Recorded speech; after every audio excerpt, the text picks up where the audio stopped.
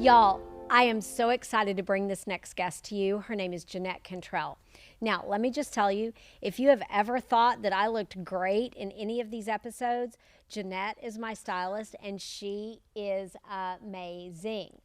But even more than that, she is an amazing person and has gotten to be such a good friend of mine. So, without any further ado, I want you to welcome Jeannette Cantrell.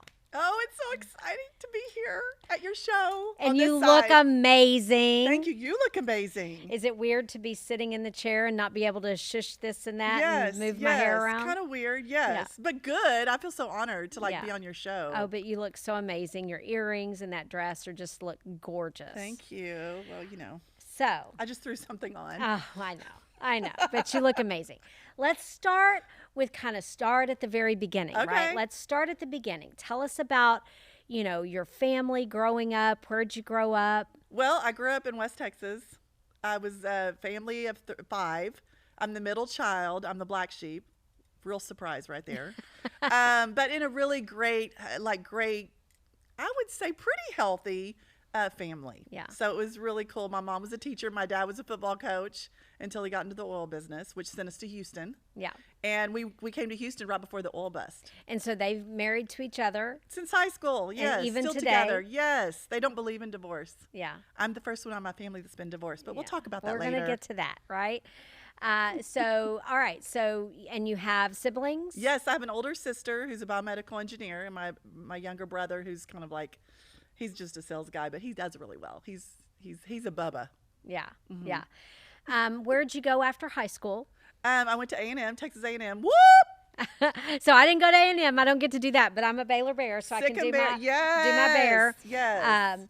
And how was A&M for you? Oh my gosh. Well, first of all, I'm a city girl, right? So I grew up going to downtown Houston and kind of very urban, So I actually was going to the country at A&M because at the time A&M isn't like what it is now. And so it was kind of weird. It was fun, but the guys were really hot, the core guys. Oh yeah. Lots of nice looking men yes. at Texas A&M University. Yeah. And I started out there because I wanted to be a lawyer. I wanted to be involved in the UN. When I was young in high school, I did Model UN. And so I was always very interested in current events and politics and stuff. But then I started studying. You know how in college you just go here and there and you just change your major. You just get so exposed to so everything. Many different things that you never knew about. Yes. And my true passion is fashion. I know that sounds cheesy, but at the age of 9, I was reading Vogue. I'd had to tear off the front of the magazines because my dad would get really mad at me. He's like, you can't be reading that, but I would sneak them. Instead of Playboy, it was Vogue. So I knew that, eventually, your passion, you start living your passion, regardless of how long you might not do it, Right. So you changed your major from political science to marketing. And fashion. Yes. And it was great because A&M, I know you wouldn't think A&M's known for fashion, but they had a great retailing society that's very connected in Dallas. And at the time, I got to meet the CEO of a Container Store, Pier 1, Stanley Marcus, of Neiman Marcus before he died. Really great leaders in the industry. We would come and put a symposium on for them at the Adolphus every year. So I was just inspired, in Dallas. I ended up coming to Dallas after I graduated. How was that, moving to Dallas? You were raised in Houston, so coming to the city was well, Dallas is just much more sophisticated than Houston. No shade on Houston. I love Houston, but it's from Dallas, a fashion standpoint. Oh, particularly. Absolutely, yes, yes. Dallas is just the capital of fashion in the Southwest. Other than it's Dallas, L.A., and New York. So it was awesome. And I worked for Accessory Lady. We had 113 stores. So I did product development and buying and that kind of thing. So it was fun, That's amazing. Yeah, and my fiance was here. He was in the oil business. So. And you met him in college? Yes, I met him chasing another guy at a fraternity bar at A&M at Zephyrs, if you know what Zephyrs used to be. Yeah, I was drunk and I was like, "Who are you? Why are you laughing? You're so annoying." And then he liked me. So yeah, because you were mean to him. Yeah. That's what it always works, doesn't it? Right. Yeah. All right. So then he moves to Dallas. You moved to Dallas. Yeah, we get married. And you got married. Yep. And how was that early years of marriage? Oh, it was fun. I mean, it was good. We just, when you're first married, and like all of our college friends were here, we hung out, and I decided, I got a wild hair up my ass and decided I want to go to acting school, because I was like, this is just not fun for me. Like, I was driving one day to work, and I was like, I feel like a zombie. Yeah. Of course, this is when I was like 26. Right. So I was like, I want to go to acting school. And so I went in Dallas and did it, got my degree. My mom and dad were like, what in the world? We just paid for this degree.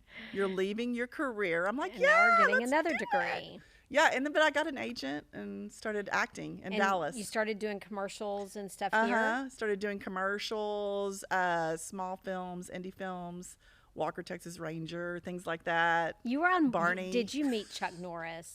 Yeah, he was really nice. Oh my gosh. Yeah. I mean, He's for a a little lot of young scary people, looking. they might not think that's a big deal, But it's kind of a deal. I mean, it's Yeah. a deal. I know. It was a big Yeah. deal in town at that Yeah, time. Yeah. yeah. So, yeah, that was really fun. That was the best. Even though I was super poor because I was an actress, it was really fun because, it was just Dallas in the 90s was fun, So at that point in time, you were early in your marriage. Did y'all talk about having children? Yes, we did. I wanted to have kids, and we were also very involved in our church at First Baptist Dallas. So even though I have this wild side, I also have the Saint Center thing going on, which we all do, right?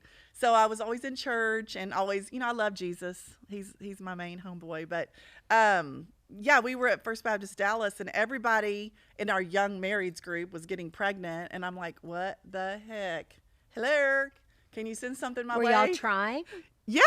Yeah. I mean, we tried every day. No, I don't know. Anyway. No, I mean, we were trying, but it just wasn't working. And that was really frustrating coming from a very traditional, conservative, religious family. Right. And that's what you do, right? You get married, Right. you have kids. You're following the timeline, right? Yeah. You go to college, Yeah. you have your boyfriend, you pick him out, Yeah. and then you get engaged, and Yeah. you get out of college, and you get married, and now it's time to have kids. Exactly. You buy the house and you have kids. And right. Yeah. And then that wasn't happening. No, it wasn't happening at all. It was getting more and more frustrating. And I also always wanted to be a mother. So there was that internal thing that just doesn't ever go away. And it was like everybody around me was having kids. Everybody was getting pregnant, moving on with their lives. And I felt like I was stuck being 21, which could be a blessing. But at the same time, when you have that internal thing going on where you want a kid so badly, and I know you and I had talked about that before, it's like it can be pretty painful, I think. Yeah. Especially when you're trying to live according to what you think you're supposed to be doing. Right. And then it's not happening for you, and you think that something is wrong. Did you ever blame yourself when you weren't able to get pregnant in that time? Yeah, I feel like a total loser, and I'm like a overachiever, winner, like I'm doing this. I don't care. Get out of my way. If the door shuts, I open the window. If the window's shut, I go through the dog door. Like, I'll find a way, right? Yeah. And I was like, this is not working. And it really pissed me off. I mean, it was really a thing for probably 20 years, going through. So I kind of just took off to LA. I was like, I'm going to LA. Without your husband? Yeah, he was like, I was in a play, and he's like, I'm like, me and my girlfriend want to go to LA for pilot season. He's like, okay. And he let me go, which is kind of weird, but I went, and it was really awesome. Did you find work in LA? Yeah, I got an agent, and I had a pilot right off. So it was really fun. When you say pilot season, I don't think everybody knows what that means. That's like whenever they film the shows, like they film all these shows to see if whatever show's going to work. And then they run it and see like what the numbers are and what, the Nielsen ratings and all that. And then they decide what's going to be on the network. So they shoot tons of pilots during pilot season. Yeah. So it's the great time to go out there. And you got a gig on a show? Yeah, then? on a Christian comedy show, which was Wow. cool. Yeah. Yeah, that was kind of cool. How long were you out there without your husband? 8 months. Wow. Did you ever in that time have the thought of like, oh, maybe my marriage isn't what I need right now? No. Because you were supposed to be married. I was just supposed to be married. But nobody was happy about it in my family. But he came out 8 months later. Yeah. And we ended up staying out there a very long time. Yeah. And that my acting career started, obviously, again, fashion found me. Like, I ended up like working at a boutique because I was, you need kind of like a job as well when you're acting and stuff. And so I was a buyer at a boutique, and then I decided this doesn't look hard. Let me open my own boutique in LA in the middle of Hollywood. And so I did it. Yeah. But I did it after I had my first miscarriage. So your husband was overweight. Yeah. And then when y'all got to LA, he lost weight. Yeah, he lost like he lost a person. Like people we'd be in a room with our friends and they were like, "Who is that guy?" And I'm like, "That's Dave." And they're like, "Oh my, he lost a person." Yeah. Like 170 pounds. And that affected the fertility stuff. Yeah. So we got it right. When did you get pregnant? 2003. And what happened? I lost it. Wow. It was pretty that hard? Yes. Yeah, it was really hard. I was really, because I was at the time too, like I was serving in ministry, I was discipling, like I would have women over to my house that were atheist and Buddhist, and we just talk about, spirituality and stuff. And so I felt like I was doing everything I was supposed to do, right? And growing up, because nothing ever went wrong in my life, this was the first thing that went wrong, right? So I'm like, what the heck? Like I'm doing everything right. What's going on? And I got really pissed at God. Yeah. And that was kind of the decline of my marriage of 24 years. How, talk about that feeling, because I've never been pregnant. Mm-hmm. I never especially wanted to have children. Mm-hmm. I've always been, into my career. So as far as I know, I've never been pregnant and I've never had a miscarriage, but I've known lots of women that have. Mm-hmm. Talk about how, as a woman, you feel when you lose that baby. Well, I wanted to die, quite frankly. I was kind of done. It's like a part of you goes, and it'll never be back. Did you ever get pregnant again? No. Mm-mm. I was 34. How was your husband during that time? Well, I mean, we didn't know how to deal with it, because we just didn't know how to deal with it. Mm-hmm. So we didn't. So I threw myself into work, and he threw himself into work, and we kind of just started to be roommates, because I opened my boutique. I was like, oh, screw this, I opened my boutique, and from there it blew up. We were in an InStyle magazine. I styled Paris and Kim and all those people, and I had so it was just like I just threw myself into something else. I never dealt with it, because it's like, well, damn, this sucks. But you know what? I'm going to do something that's going to make me feel good. And my career was always something that made me feel good. Right. And during this time where you've are trying to get over the miscarriage and you're throwing yourself into your career and your boutique and all of this fabulous stuff is happening for you, were you drinking? Yeah, actually, I started drinking because my business partner was an alcoholic. Well, she is an alcoholic. I love you, Kelly, but you're an alcoholic, and you know that. But anyway, yeah, we would have these girls' night out, and it started being once, every weekend, and then it was every night after 4. We would pop the champagne, and everybody would come and shop. We had managers, and celebrities and lawyers come, and they all just come and drink, and then the drunker they got, the more they bought, right? Yeah. So we would just start drinking with them. I was drinking with them, and I was, slinging clothes, try this on. So it was a crazy time, but that's when I started drinking a lot. Yes. Yeah. After your miscarriage, then you just, I guess, kind of threw yourself into your boutique. Yep. And is that kind of how you... That's my MO. Yeah. That's when I know I'm not feeling good, is I'll be around and want to hang out, and then something's wrong if I'm working all the time. Yeah. Yeah. So you started a boutique in Hollywood or LA? In the middle of Hollywood on La Brea at Melrose. Wow. Right down from Pink's Hot Dogs. I don't know if you've ever been there. I've never been there, but It's maybe I pretty should go with you one of these Yes. Oh my. Let's do it. That would be so much fun. That would be awesome. So you have this boutique and Stylist to the Stars? Oh, yeah. I mean, that's where it started. We just opened this boutique. My business partner is fabulously talented interior designer, and then I do style, right? So we merged the two, and we called ourselves Girls Raised in the South, the girls with grits, right? Love it. And so people loved it. It was called Sugar on La Brea, and we even had cupcakes before Sprinkles had cupcakes, and ours were rated over Sprinkles, by the way. So we had cupcakes. It was very Southern, but it was very chic, like everything we had. You'd have parties. Oh, yeah, we had parties. We had Nicolas Cage. We had a party for him one time with his baby mama. He was there, very odd.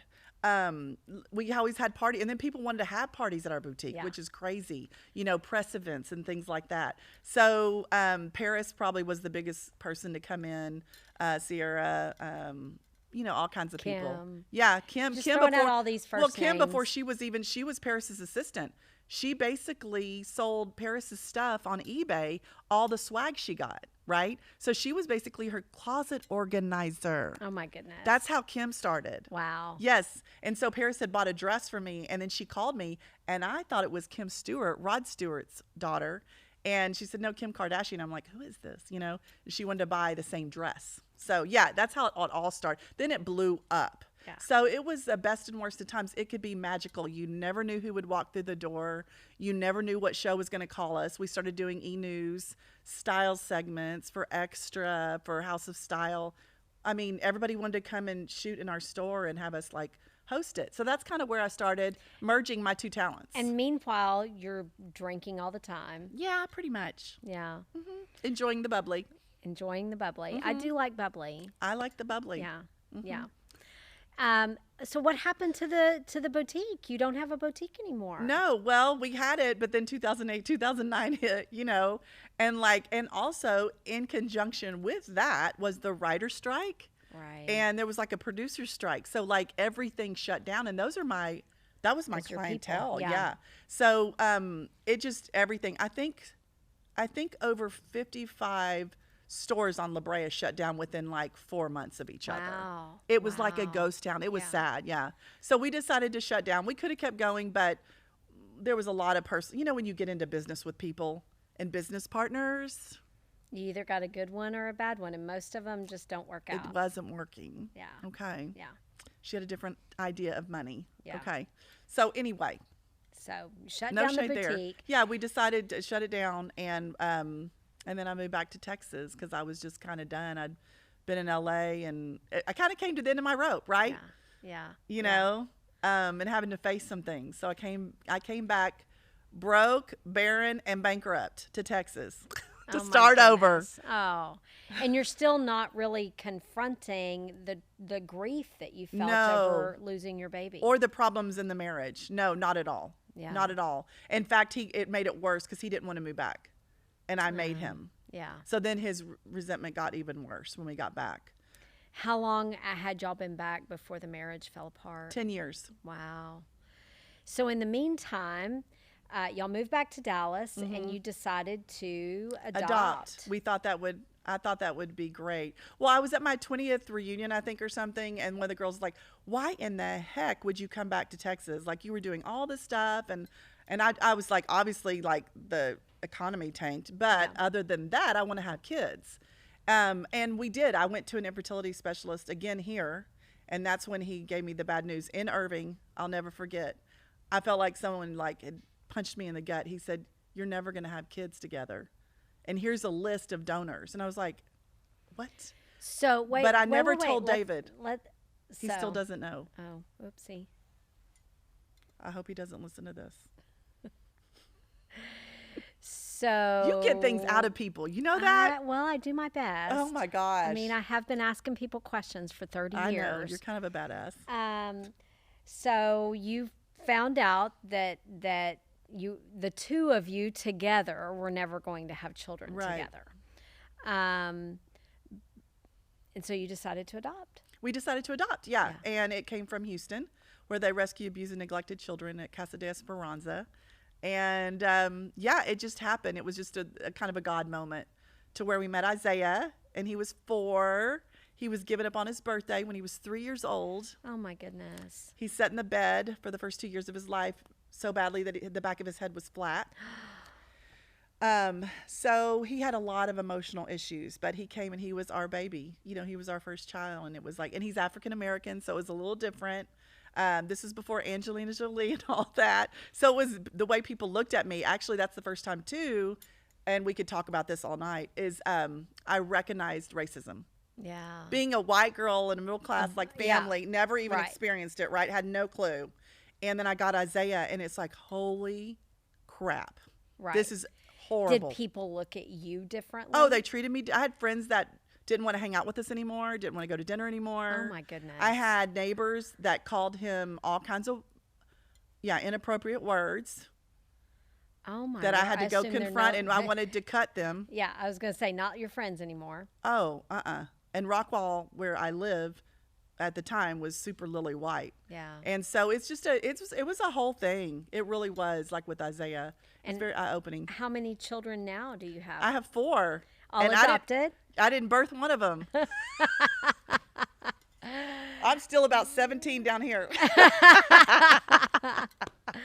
All adopted, and Right. everybody's doing well. Yeah. Tell me names and Well, we adopted Isaiah, and then 6 years or 4 years later, I think they called me from the orphanage, and they said, we have this little girl, and we want you to meet her. And I'm like, no, I'm too busy because I was working. Like, and David's like, no, you work too much. I'm like, let's just go meet her. That was a mistake. It wasn't, but it was Yeah. because, I just fell in love with yeah, Chloe. yeah, you're not going to leave her there. That's it. Yeah. So I adopted her with David. But at the time, my marriage was totally tanking, right? Yeah. So then, anyway, I ended up getting separated. But I have Isaiah and Chloe. And then I got married. I got reconnected with my high school boyfriend, Bruce. And we ended up getting married. And he has 2 kids. And one of his is adopted Yeah. from birth. Right. So I have a Puerto Rican, 2 African Americans, and 1 token white girl in my family. And so that's really made you see racism differently. Oh, yeah. Oh, my gosh, yes. What are some of the lessons that you've learned from that experience? I think that just like listen more and talk less about that kind of thing. If you haven't been a victim. Now I will say this, I have experienced racism also on the other side, because we took Isaiah and Chloe to a black church, because I was like, they need one day of the week where they're not the minority. So we started going to like a black church. It was fantastic. But then I started experiencing people judging me. Like, why did you adopt a black child? Like, why would you do that? Someone Yeah. tell me, or like, you don't know how to take care of their hair. Right. I have like 50 things of hair gels, like different things, because people would give them to me, and I'm like, no, I kind of know, but they're not doing. But anyway, so it's a whole thing. It has changed my whole perspective. It has changed my whole life, but it has balanced me so much having kids. It's not the easiest thing, Avi. Right. You're used to, as a businesswoman, you're used to controlling everything, and kids, you just can't freaking control these Right. kids. Right. So, yeah. So was there a time in there where you kind of realized that alcohol was a problem for you? Oh, yeah. When was that? That's whenever I kind of just, like my dad said, I was going through my midlife crisis when I was separated, and I'm like, woohoo! Yeah. So driving drunk, doing all kinds of really risky behaviors. Yeah. I realized through going to AA with Bruce that I was actually an alcoholic. I didn't know. I was just You were going going with support. him to support him. I was going to support. And then I was like, they started talking about things in the room, and I'm like, oh my God, that's me. Yeah. I'm so about ego. I'm so about self. Like, I'm so about control. So I learned in AA to learn to surrender. We surrender. We can't. God can. We have to trust Him. Those are the first 3 steps. And I've applied that to everything in my life now. I don't try to control anything anymore. It's actually extremely freeing. Yeah. Yeah. All right. You also are getting a degree in counseling. Another degree, another degree. career change. Getting my master's. Yeah. Yes. In counseling. What Yes. made you decide to do that? Well, I started out in psychology, at A&M I went psychology. I always want to help people. So I'm that total codependent, right? And I'm like, I need to channel this into something that's productive. Fashion, I love. I've done it for forever. I've been really blessed, but I'm real burnout. And during COVID, it was Yeah. like one of those things where you learn to just kind of pivot. I didn't work for a year and a half because no one was shooting, and that was just crazy to me. So I was like, you know what? I'm going to go back to school, Yeah. and I'm going to use this time wisely. And also through my recovery, I just felt like God really leading me to become a counselor. Like, this is your next step.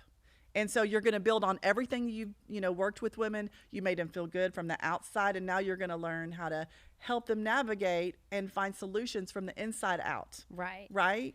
Have you done some specific training or counseling with women who have gone through miscarriages? Oh, absolutely, yes.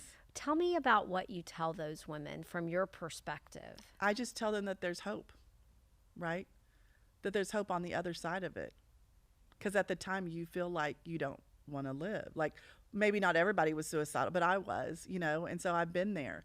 But like your life can be so much better after going through this, And a lot of people, like I've talked to 3 years, 2 years, but I just those God moments where they put me together with them in the groups, it's amazing. Like just hearing someone that's gone through something. I even went to a group when I was in LA once about women that lost children, and because no one understood it. My mom had never been through it. Right. Nobody had. And I felt like I was alone. Yeah. Which we've talked about that before. No one identified with it. Right. In this group, they did. They really did. And they gave me a lot of hope at that time. But I wasn't ready, so I didn't continue to go to that support group. But now I work with one in my church, which is really good. Don't you find through helping others who have been where you've at that you actually are helping yourself too? Oh, 100%. You're giving back to you, yeah, even though you're pouring into somebody else. That's the 12th step. That's how you stay sober. And whether it's workaholism, alcohol, whatever it is that you struggle with, because we all struggle with things, is that when you get outside of yourself and help others is whenever you can stay balanced. Because God made us for that. That's our thing, is like we're right. supposed to be in community and help each other. So recovery has had a huge impact on my life. It has changed my whole perspective. Like you said, what do you talk about, kaleidoscope? Yeah, the kaleidoscope. You change your perspective. Because when yes. when you're looking at a kaleidoscope, you just shift that thing just a smidge, yeah, and the entire picture changes. Yes. And so that's how I always think about, perspective. Mm-hmm. You change that perspective just a little bit, look at it just a little different way, and it's all going to change. Mm-hmm. And it's been so freeing for me. Yeah. Because I had such high anxiety, and I just always felt like I had to prove myself to everyone, and I don't think I don't have to prove a damn thing anymore. Right. Don't you find though that some of that is turning 50? Pretty much. Yeah, I think a lot of that is. I mean, for me, yeah. I think about, kind of, your youth years, and then you're kind of in your grown-up years, yeah. and doing the things you're supposed to do. And you're supposed to have children at this age. You're yes. supposed to get married at this age. You're supposed to do this. You're supposed to do that. For me, when I turned 50, I looked around and I'm like, wait, I'm not supposed to nothing. At 50, all of a sudden, we're supposed to go through menopause, and we're supposed to have hot flashes, and we're supposed to get fat, or we're supposed to this or that. Right. It's like, wait a minute, I don't have to do any of those things I'm supposed to do. No. I can look young, and I can wear cute shoes. Right. And mama. You can dress me all cute. Yes. And we don't have to look frumpy at 50. No, you don't. Yeah. And I do think it's around at 50, you're just kind of like, I really don't care. Yeah, that's what I'm saying. Like at 50, I just all of a sudden was like, I don't care about all these societal expectations. Right. What do I want to do? Right. What do I care about? Right. That's kind of how I look at 50. It's like all of a sudden it's like, oh, well, here I am. This is me. Here I am. Wait a minute. Here you are on your own show. It's pretty amazing. Yeah. You're very inspiring. So tell me if you could talk to that young woman mm-hmm. who had just had the miscarriage mm-hmm. and was laying there thinking about that she didn't want to live. Mm-hmm. Tell me the first thing you would tell her. It's going to get better. It's going to get better. Although life sucks right now, it's going to be better. Just hold on. Yeah. Just put one foot in front of the other and keep moving. Keep moving to the beat of your own drum. Like keep moving to your heart. Keep moving to your intuition. Keep moving. Just keep moving. Because you're supposed to be doing something, and you're going to find it. Yeah. But I've always been that way. I'm very intuitive. I always just do what I really feel like. Maybe sometimes not as much logical as I need to be, but I'm very intuitive. Yeah. And I've always followed my heart. A friend of mine named Dave Braun wrote a book called Ula, and his kind of mantra is, you were designed by God for greatness and a purpose. I love that. And that sentence is so impactful, but it's impactful depending on what you place the emphasis on. You know, you were designed by God for greatness and a purpose. Like, and that's a greatness and a purpose that is unique to you. Right. You know, and God only gave you like this unique purpose. And so I like what you said, you know, for that woman in that spot, you know, to just keep going. Keep going. And it'll get better, because she has some unique purpose out there that she's supposed to be filling. And it may just be to influence somebody else, or it may be to comfort somebody else. I mean, that may be the purpose. I love that. What do you plan to do with your counseling? Oh, well, that's a whole thing. Yes. Well, actually, I had a vision 3 years ago when I was down on the floor and kind of just surrendered and said, I want to change, right? Or 3.5 before I got sober. And God said, you need to get clean, and we got to clean you up, okay, inside and out. God gave you a little bath. He gave me a bath through recovery. But then he gave me this vision of a wellness center for women on the water called Serenity Springs. Oh, I love that. I love So that. that's the vision. So I'm not going to be a counselor sitting on a couch in a little dimly lit room the rest of my life. That's not the intention. That was not. But I did believe so many people are. I just wanted to be studied. I wanted to really know. So I decided I would go get my master's before I opened a wellness center for women. And so you're not just going to focus on the couch kind of counseling. You're going to No. focus on the whole woman. Yes, on the whole, it's a holistic approach Yeah. to wellness. I'm going to have a meditation room. I'm going to have like a room where you sit with the salt in it. All kinds of different rooms in there. Yes. A journaling room. So after counseling, you can go in there and journal. And then it's actually going to be a facility. You can come there for the weekend. It's a place for people to take a pause in life. Oh, It's a yeah. place that is stress free, because I feel like we have enough fashion in this world. We have all this, but we need lots of healing. And people need healing these days, especially after everything we've been through. And so this is kind of my new vision. I love it. I love it. I wonder for you if you're going to bring, like, if that fashion is going to work its way back in, because so much of women healing is also feeling good about themselves. Absolutely. Oh, yeah. Yeah. And you know, I thought about that. I was like, I don't think I'm going to give it up completely. Yeah. I'm sure there'll be a reason to weave it back in there for Right, sure. like little makeovers too. Yes. I Yes. imagine you could do that. You would be so great at that. Oh, well, thank you. I'm so proud of you. All right, so I have my little box of questions, Oh, okay. and hopefully they didn't get me leaning over like that.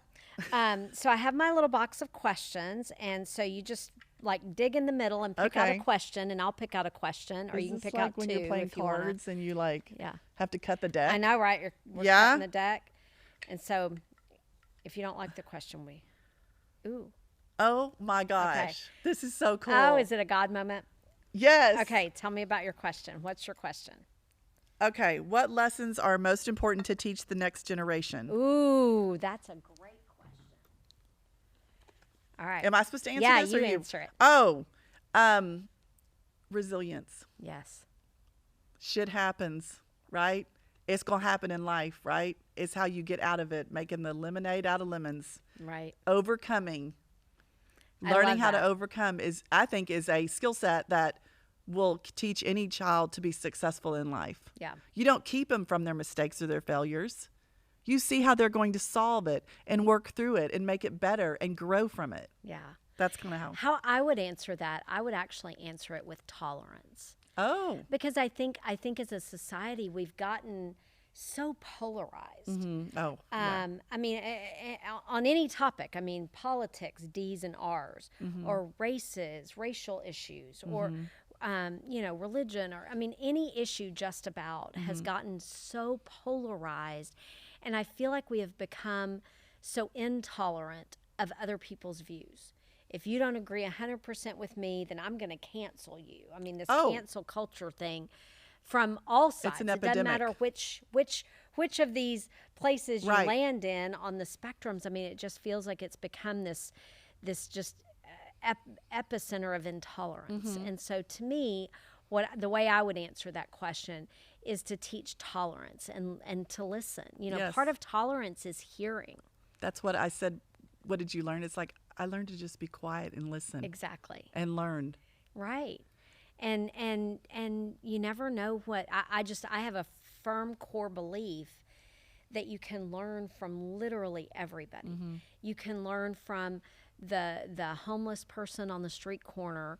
You can learn from the most among us, and everywhere in between. There's something you can learn from everybody if God gave us one mouth and two ears, right? That's what I tell my You kids. Shut your mouth and use the 2 ears, right? Yes. That's, all right. I also tell them that they can agree to disagree. Exactly. Like learning how to go, yeah, okay, I don't agree, but it's cool still. Like, we're Right. fine. And you're okay Right? having your view, and I'm okay having my Yes. view, and we're going to be fine. We're going to be good. Yeah, because, I mean, how boring would it be if we all agreed and on 100% of everything? Oh, yeah. How boring would the world be if we were all 5'7", blonde Barbie dolls? Very boring. I mean, it would just be boring. I mean, Right. we need some of us girls who are short girls or 5'2" girls, and we need some girls that are 6 feet tall.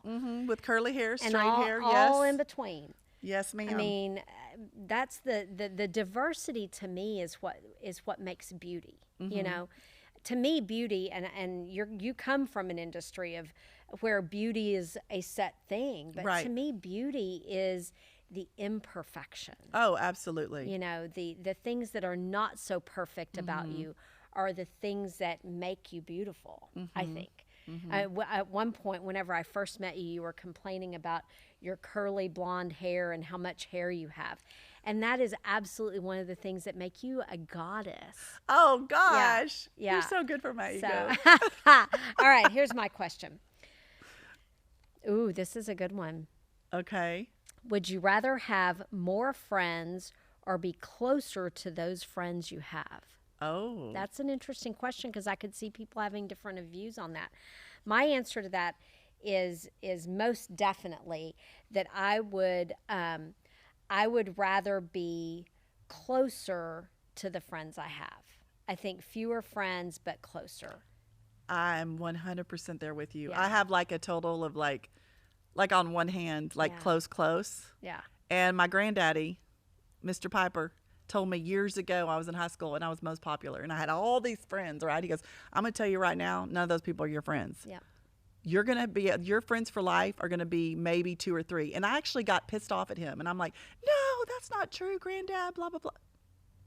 Hello, he was so right. Yeah. I mean, I agree Right. with you. I like to go, I know it sounds, I like to go deep with my friendships. Yes. Yes. Yeah, me too. I think, and I actually think that's something that you learn getting older too, because you learn who those friends are when you're really going through the tough times, the friends that stick by you. And it's amazing to me when you're going through something tough, the number of people who suddenly vanish. Disappear. Yeah. And they're people you thought were your closest to people. And then all of a sudden they're gone. And, it may be the ones that you weren't expecting it that are still there for you. I know, it's So, really surprising. Yeah. But it's also clarifying when things Very like that clarifying. happen. Absolutely. I thank God for things like that. I'm like, get whoever out of my, I always pray like, take out whoever's not supposed to be in my life and replace what's supposed to be in my life. I don't want anything that's not of you, in my, that's not in my life, because Yeah. I can get real distracted. I'm a little ADHD if you hadn't noticed. Well, thank you so much for You're joining my welcome. show and for doing the show with me. I Wow. appreciate you so much. Well, I appreciate you. This is amazing. Congratulations on your show. I Thank can't wait for you. season 3. Thank you. All right, so y'all just met Jeannette Cantrell. What an amazing woman she is, and amazing experiences from fashionista to the stars, all the way to Dallas, Texas, and raising a family. We have learned so much from her. For me, the thing that I learned from her is this concept that you just keep going. Even when you're in your darkest of moments, if you just keep going, God has purpose for you. There is something out there that you are meant to do, somebody's life you're meant to influence, somebody out there is going to find some inspiration from you. So keep on going. Thank you for joining us today.